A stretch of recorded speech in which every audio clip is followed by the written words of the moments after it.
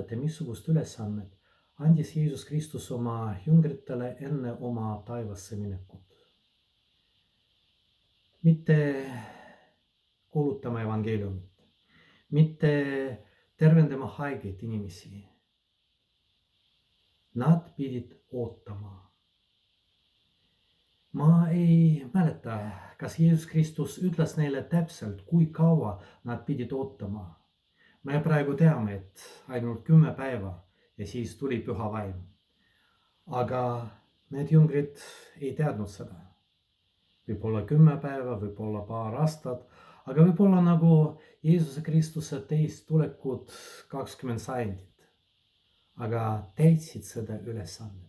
Sellepärast, et Jeesus Kristus niimoodi ütles ja nad tegid niimoodi.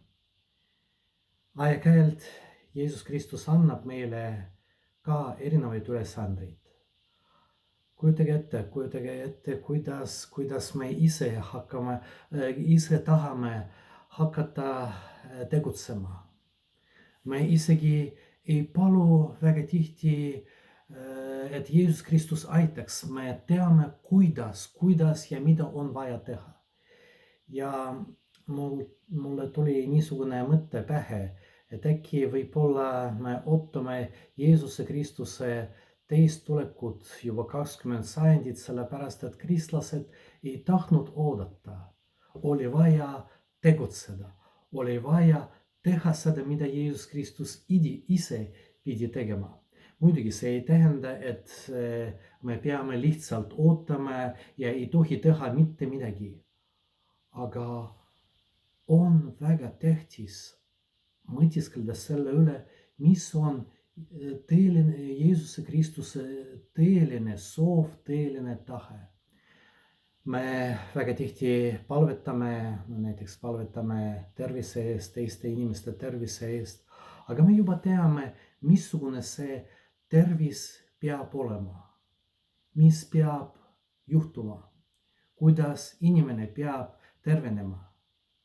Ja tegelikult Jeesus Kristus on vaja ainult selle jaoks, et teha seda, mida me juba ise otsustasime. Me ei oota, me ei usalda Jeesus Kristus ja me ei anna tema kätte seda, mis on meie jaoks väga tähtis. Ja võib-olla seepärast me peame ootama veel rohkem, kui peaksime ootama, kui usaldaksime täiesti ennast Jeesusele Kristusele. Kui me palvetame rahu eest ka, samamoodi me teame, missugune rahu see on ja kuidas olukord peab olema pärast seda rahu saavutamist. Aga kus on Jeesus Kristus? Võib-olla on niisuguseid olukordi, eriti vaimses elus, kui me tahame, et näiteks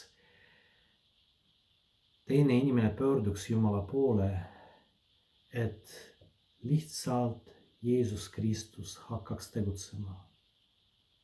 Me võime olla koos temaga, aga mitte Jeesuse Kristuse asemel. Aeg-ajalt on tõesti vaja lihtsalt oodata. Oodata nii kaua, kui Jeesus Kristus ise muutub olukorda. Ja võib-olla need päevad enne püha vaimu tulekut oleks hea pühendada sellele, et me rohkem lihtsalt ootaksime ja rohkem palvetaksime, et Jeesus Kristus saadaks ka meile püha vaimu, et me ei püüaks teha seda, mida me tahame, nii nagu meie tahame, ilma Jumalata.